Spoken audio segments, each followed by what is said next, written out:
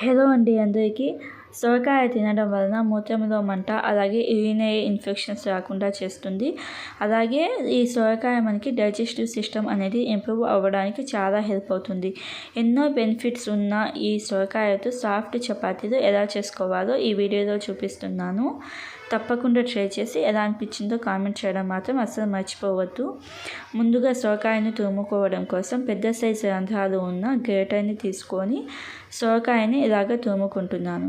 ఇలాగ తురుముకున్న సొరకాయ తురుము మొత్తం ఒక కప్పులో తీసుకొని ఎంత ఉందో చూసుకోండి. నేను తురుముకున్న సొరకాయ అయితే 1.5 కప్పు ఉంటుంది.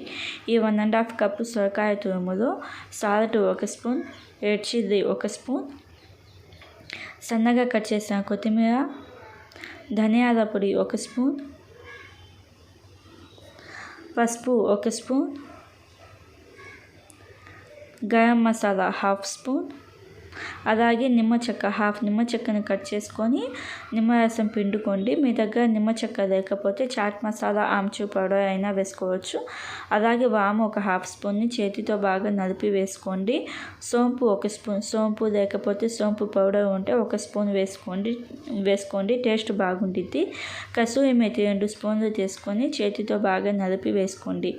ఇలాగ స్పైసెస్ మొత్తం వేసిన తర్వాత ఒక గరిటె తీసుకొని బాగా కలుపుకోండి. ఇలాగ బాగా కలుపుకున్న తర్వాత మనం ఏ కప్పుతో అయితే సొరకాయ తురుము వేసుకుంటామో అదే కప్పుతో గోధుమ పిండి వేసుకోవాలి. ఇక్కడ సొరకాయ తురుము నాకు 1.5 కప్పు ఉంది అని చెప్పా కదా. గోధుమ పిండి 2 కప్స్ తీసుకుంటున్నాను. గోధుమ పిండి 2 కప్స్ వేసుకొని బాగా కలుపుకోవాలి. వాటర్ ఏమీ యాడ్ చేయొద్దు, ఎందుకంటే మనకి సొరకాయలో వాటర్ క్వాంటిటీ ఉంటుంది కాబట్టి ఈ స్టేజ్లో వాటర్ ఏమీ యాడ్ చేయకుండా బాగా కలుపుకోండి. ఇలాగా బాగా కలుపుకున్న తర్వాత వాటర్ లేకుండానే బాగా కలుపుకోండి. బాగా కలుపుకున్న తర్వాత పైన 1 స్పూన్ ఆయిల్ వేసేసి బాగా గ్రీస్ చేయండి, అంటే బాగా స్ప్రెడ్ చేసేసి పైన ప్లేట్ పెట్టేసి ఒక 10-15 నిమిషాల పాటు పక్కన పెట్టండి. 10-15 నిమిషాల తర్వాత పిండిని బాగా ఒత్తుకోండి. పిండిని బాగా ఒత్తుకొని ఈ స్టేజ్లో మీకు పిండి అనేది కొంచెం పలచగా ఉంటే గోధుమ పిండి ఇంకొంచెం యాడ్ చేసుకోవచ్చు.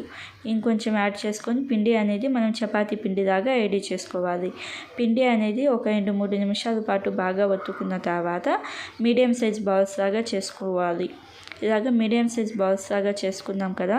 ఒక సింపుల్ కర్రీ కూడా చూపిస్తున్నాను దీనిలో కాంబినేషన్గా.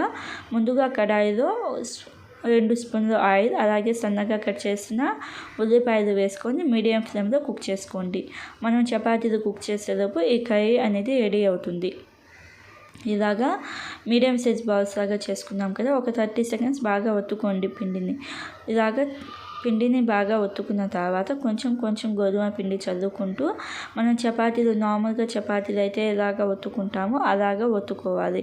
ఇలాగ పిండిని అంటే చపాతీలని రోల్ చేసుకున్న తర్వాత నేను ఒక బౌల్ తీసుకొని ఆ బౌల్ని ఇలాగ పెట్టేసి రౌండ్ షేప్లో కట్ చేసుకుంటున్నాను. ఇలాగ రౌండ్ షేప్లో కట్ చేసుకున్నాం కదా. వీటిని బాగా హీట్ అయిన దోశ పెనంలో కుక్ చేసుకోవాలి. ఇక్కడైతే ఆనియన్స్ అనేవి కొంచెం కుక్ అయ్యాయి కదా, దానిలో 2-3 కోడిగుడ్లు వేస్తున్నాను. వేసేసి మీడియం ఫ్లేమ్లో కుక్ చేసుకోవాలి. ఇక్కడ చపాతీలు కుక్ చేసే పెనం అనేది, అంటే చపాతీల పెనం బాగా హీట్ అయింది. ఈ పెనంలో వేసేసి హై ఫ్లేమ్లో కుక్ చేసుకోవాలి. ఇక్కడ నేనైతే నెయ్యితో కుక్ చేస్తున్నాను. మీరు కావాలంటే ఆయిల్తో అయినా వండుకోవచ్చు, కొంచెం హెల్తీగా ఉంటుంది, అలాగే డిఫరెంట్ ఫ్లేవర్ ఉంటుంది అని చెప్పేసి నేను నెయ్యితో కుక్ చేస్తున్నాను. నెయ్యితో ఇలాగ ఒక 30 సెకండ్స్కి మార్చుకుంటూ రెండు వైపులా కుక్ చేసుకోవాలి. ఇలాగ చపాతీ అనేది మనకి కుక్ అయిన తర్వాత ఈ చపాతీని తీసేసి మంట లోలో పెట్టండి. మంట లోలో పెట్టేసి ఇప్పుడు ఈ ఎగ్స్ అయితే కొంచెం ఉడికాయి కదా, ఈ ఎగ్స్లో కొంచెం సాల్ట్ అలాగే పసుపు వేసేసి బాగా కలుపుకోవాలి. బాగా కలుపుకొని లో ఫ్లేమ్లో, అంటే మంట లోలో పెట్టేసి కుక్ చేసుకోవాలి.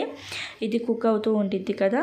ఇప్పుడు ఇంకొక చపాతీ ముద్దను తీసుకొని ఒక 30 సెకండ్స్ పాటు ఇలాగా ఒత్తుకొని కొంచెం గోధుమ పిండి చల్లుకుంటూ చపాతీలాగా రోల్ చేసుకోవాలి. చపాతీలాగా రోల్ చేసుకొని ఒక బౌల్ పెట్టేసి నేను రౌండ్ షేప్గా కట్ చేసుకున్నాను. ఇలాగ రౌండ్ షేప్గా కట్ చేసుకున్న ఈ చపాతీని తీసుకెళ్ళి మంట అనేది హైలో పెట్టేయాలి. ఇప్పుడు మంట హైలో పెట్టేసి ఇలాగ చపాతీలాగా కుక్ చేసుకోవాలి. నూనె లేదా నెయ్యి వేసుకోవచ్చు. నెయ్యితో కుక్ చేసి ఫ్లేవర్ ఎలా వచ్చిందో చెప్పండి. మనకి చపాతీలు అయితే రెడీ అయిపోయాయి. కర్రీ అయితే లాస్ట్లో గుడ్డు ఉడికిన తర్వాత కొంచెం సాల్ట్ సరిపోయిందో లేదో చూసుకొని కొంచెం కొత్తిమీర అలాగే రెడ్ చిల్లీ వేసుకుంటే కర్రీ అనేది రెడీ అవుతుంది. ఈ ఎగ్ కర్రీ ఫుల్ వీడియో నేను దీనికి డిస్క్రిప్షన్లో ఇస్తాను, ఒకసారి చూడండి. టేస్ట్ చాలా బాగుంటుంది. ఒకసారి తప్పకుండా ట్రై చేసి ఎలా అనిపించిందో కామెంట్ చేయండి. అలాగే లైక్ చేయడం మర్చిపోవద్దు. Thank you.